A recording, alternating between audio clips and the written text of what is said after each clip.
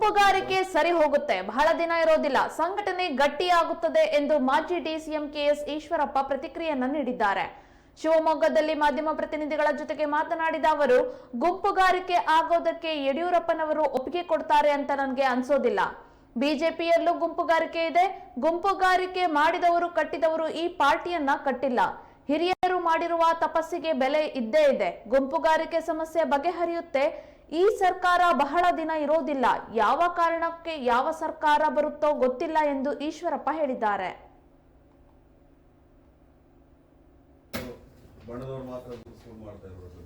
ನಾನು ಹೇಳಿದಲ್ಲ, ಈ ಗುಂಪುಗಾರಿಕೆ ಹಿಂಗಿರಬೇಕಾದ್ರೆ ಇದು ಸರಿ ಹೋಗತ್ತೆ. ಯಾರ್ಯಾರು ಏನು ಬೇಕೋ ಹಾರಾಡ್ಬೋದು, ಒಂದಿನ 2 ದಿನ 3 ದಿನ 6 ತಿಂಗಳು. ಆದರೆ ಅಂಕುಶ ಇಟ್ಕೊಂಡಿರೋಂಥದ್ರು ಹಿಂದೆ ತಪಸ್ ಮಾಡಿರೋದಕ್ಕೆ ಬೆಲೆ ಇದೆ. ಈ ಪಕ್ಷಕ್ಕೆ ಭಾಳ ದಿನ ಈ ರೀತಿ ಗುಂಪುಗಾರಿಕೆ ನಡೆಯಲ್ಲ. ಗುಂಪುಗಾರಿಕೆ ಮಾಡೋರಿಗೆ ಸರಿಯಾಗಿ ಚ್ಯೂಟ್ ಹಾಕ್ತಾರೆ. ಈ ಸಂಘಟನೆ ಸರಿಯಾಗಿ ಉಳಿಯುತ್ತೆ, ಸಂಘಟನೆ ಗಟ್ಟಿಯಾಗುತ್ತೆ. ಇದ್ರಾಗ ಯಾವ ಅನುಮಾನನೂ ಇಲ್ಲ. ಇದರ ಹೆಸರಲ್ಲಿ ಶಕ್ತಿ ಪ್ರದರ್ಶನ ಅಂತ ಅದಕ್ಕೆ ಹೇಳ್ತೀನಲ್ಲ, ಈ ಗುಂಪುಗಾರಿಕೆ ಪ್ರದರ್ಶನ ಶಕ್ತಿ ಪ್ರದರ್ಶನ ಅಲ್ಲ. ಇದು ಆ ಗುಂಪಿನವ್ರು ಮಾಡಿರೋದು ಈ ಗುಂಪಿನವರು, ಈ ಗುಂಪಿನವ್ರು ಮಾಡಿರೋದು ಆ ಗುಂಪಿನವರು. ಯಾಕೆ ಪ್ರತಿ ವರ್ಷ ಯಡಿಯೂರಪ್ಪನವ್ರಿಗೆ ಬಹುತ ಹಬ್ಬ ಇಲ್ವಾ? ಹಿಂದೆಲ್ಲ ಯಾಕೆ ಮಾಡಲಿಲ್ಲ?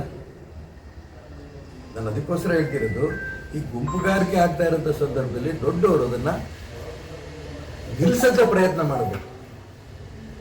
ಯಡಿಯೂರಪ್ಪನವರು ಕೂಡ ನಿಲ್ಲಿಸೋಂಥ ಪ್ರಯತ್ನ ಮಾಡ್ತಾರೆ. ಯಾಕಂದ್ರೆ ಇವರೆಲ್ಲ ರೇಣುಕಾಚಾರ್ಯ ಆ ಗುಂಪೆಲ್ಲ ಇದನ್ನು ಮಾಡ್ತಾ ಇದೆ. ಅದಕ್ಕೆ ಯಡಿಯೂರಪ್ಪನವ್ರು ಒಪ್ಪಿಗೆ ಇದೆಯೋ ಇಲ್ಲೋ ನನಗೆ ಗೊತ್ತಿಲ್ಲ. ಅವ್ರು ಪ್ರಯತ್ನ ನಡೆಸ್ತಾ ಇದ್ದಾರೆ.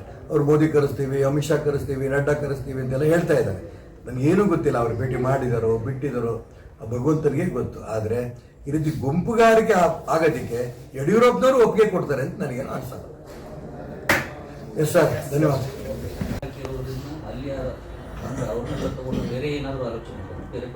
ಗೊತ್ತಿಲ್ಲ ಯಾರಿಗೆ, ಇಲ್ಲ. ಗುಂಪುಗಾರಿಕೆ ಇದೆ ಬಿಜೆಪಿನಲ್ಲೂ. ಬಿಜೆಪಿ ಇವತ್ಯಾರು ಗುಂಪುಗಾರಿಕೆ ಮಾಡ್ತಾ ಇದ್ದಾರಲ್ಲ, ಅವ್ರು ಕಟ್ಟಿದ್ದಲ್ಲ ಪಾರ್ಟಿ ಇದು. ಅನೇಕ ವರ್ಷಗಳಿಂದ ಈ ಪಕ್ಷ ದೇಶ ಉಳಿಸ್ಬೇಕು, ಧರ್ಮ ಉಳಿಸ್ಬೇಕು, ಹಿಂದುತ್ವ ಉಳಿಸ್ಬೇಕು ಅಂತ ಅಂದ್ಕೊಂಡು ರಕ್ತವನ್ನ ಬೆವರು ರೂಪದಲ್ಲಿ ತಪಸ್ಸು ಮಾಡಿ ಕಟ್ಟಿದ್ದಾರೆ ಅನೇಕ ಹಿರಿಯರು. ಜಗನ್ನಾಥರಾವ್ ಜೋಶಿ ಇರ್ಬೋದು, ಬಾವರಾವ್ ದೇಶಪಾಂಡೆ ಇರ್ಬೋದು, ಕರ್ನಾಟಕ ರಾಜ್ಯದಲ್ಲಿ ಅವರೆಲ್ಲರೂ ಕೂಡ ಏನೊಂದು MLA ಆಗ್ತೀನಿ ಅಂತ ಕನಸು ಕಂಡವರಲ್ಲ. ಅವರೆಲ್ಲರೂ ಕಟ್ಟದಂತ ಪಕ್ಷ ಇವತ್ತು ಕೆಲವು ವ್ಯಕ್ತಿಗಳು ಈ ರೀತಿ ಗುಂಪುಗಾರಿಕೆ ಮಾಡಿಕೊಂಡು ತಾವು ಅಧಿಕಾರಕ್ಕೆ ಹೋಗ್ಬೇಕು ಅನ್ನೋಂಥ ಪ್ರಯತ್ನಗಳು ನಡೆಸ್ತಾ ಇದ್ದಾರೆ. ಆ ಹಿರಿಯರು ಮಾಡಿರೋಂಥ ತಪಸ್ಸಿದೆಯಲ್ಲ, ಆ ತಪಸ್ಸಿಗೆ ಬೆಲೆ ಇದ್ದೇ ಇದೆ. ಈ ಸಂಘಟನೆ ಒಂದು ಆಗೇ ಆಗತ್ತೆ. ಈ ಸಂಘಟನೆಯಲ್ಲಿ ನಡೀತಾ ಇರೋಂಥ ಈ ಗುಂಪುಗಾರಿಕೆ ಇದು ತಾತ್ಕಾಲಿಕ. ಹಿರಿಯರು ಗಮನಿಸ್ತಾರೆ, ಈ ಗುಂಪುಗಾರಿಕೆ ಸರಿ ಮಾಡ್ತಾರೆ, ಈ ಪಾರ್ಟಿ ಉಳಿಸ್ತಾರೆ. ಆದ್ರೆ ಕಾಂಗ್ರೆಸ್ ಪರಿಸ್ಥಿತಿ ಏನು? 10 ಕಾಂಗ್ರೆಸ್ ಆಗಿದೆ ದೇಶದಲ್ಲಿ. ಬಿಜೆಪಿ 2 ಎಲ್ಲೂ ಆಗಿಲ್ಲ, 10 ಕಾಂಗ್ರೆಸ್. ಹಾಗಾಗಿ ನಾನು ಅದಕ್ಕೋಸ್ಕರ ಹೇಳಿದೆ, ಈ ಸಿದ್ದರಾಮಯ್ಯನವರು ಮುಖ್ಯಮಂತ್ರಿ ಸ್ಥಾನ ಏನಾಗತ್ತೆ ಅನ್ನೋದ್ರ ಮೇಲೆ ಆ ಪಕ್ಷದ ಭವಿಷ್ಯ ನಿಂತಿದೆ. ಆ ಪಕ್ಷ ಉಳಿಯತ್ತೋ, 2 ಪಾರ್ಟಿ ಆಗತ್ತೋ, 3 ಪಾರ್ಟಿ ಆಗತ್ತೋ, ಚುನಾವಣೆನೇ ಮತ್ತೆ ಮುಂಚೆನೆ ಬಂದ್ಬಿಡುತ್ತೋ, ಇದೆಲ್ಲವೂ ಕೂಡ ಸಿದ್ದರಾಮಯ್ಯನವರ ಭವಿಷ್ಯದ ಜೊತೆಗೆ ಕಾಂಗ್ರೆಸ್ಸಿನ ಭವಿಷ್ಯ ಕೂಡ ನಿಂತಿದೆ ರಾಜ್ಯದಲ್ಲಿ.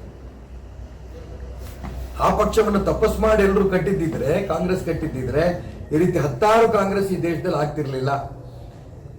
ಒಟ್ಟಾರೆ ರಾಜ್ಯದಲ್ಲಿ ಪರ್ಯಾಯ ಶಕ್ತಿ ಉದಯ ಆಗತ್ತೆ, ಖಂಡಿತ ಆಗತ್ತೆ. ಈ ಸರ್ಕಾರ ಬಹಳ ದಿನ ಇರಲ್ಲ. ಯಾವ ಸರ್ಕಾರ ಬರುತ್ತೋ ಗೊತ್ತಿಲ್ಲ.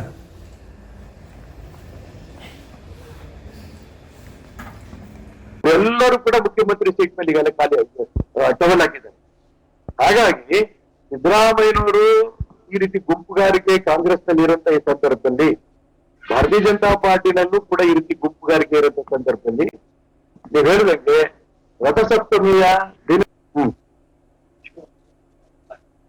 ನಂದಲ್ಲ, ಸಮಾಜಕ್ಕೆ ಬದಲಾವಣೆ ಮಾಡಬೇಕು. ರಾಜಕೀಯ ಪಥ ನೋಡೋಣ, ಕೇಂದ್ರದಲ್ಲಿ ಏನಾಗತ್ತೆ, ರಾಜ್ಯದಲ್ಲಿ ಏನಾಗತ್ತೆ ನೋಡ್ತಾ ಇರ್ಬೇಕಂದ್ರೆ ರಾಜಕೀಯ ಪಥ ಅಂತ ನೀವು ಪ್ರಸ್ತಾಪ ಮಾಡಿದ್ದಕ್ಕೋಸ್ಕರ ಹೇಳ್ತೀನಿ, ಇಲ್ಲ ಹೇಳ್ತಿರ್ಲಿಲ್ಲ.